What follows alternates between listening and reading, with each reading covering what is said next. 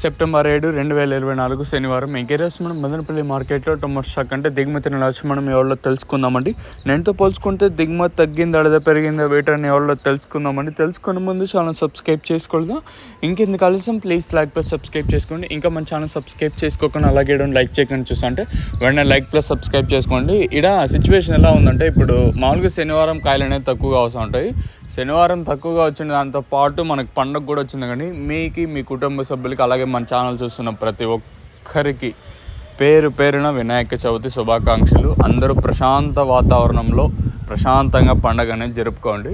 ఇంకా విషయానికి వస్తే, ఇంకా శనివారము వినాయక చవితి రెండు ఒకటేసారి వచ్చాయి. మ్యాక్సిమం కూలి వాళ్ళు దొరక్కపోవచ్చు. ఉండే రీజన్స్ ఇవే. ఎందుకంటే మదనపల్లిలో నేనుతో పోల్చుకుంటే భారీగానే దిగుమతి తగ్గింది.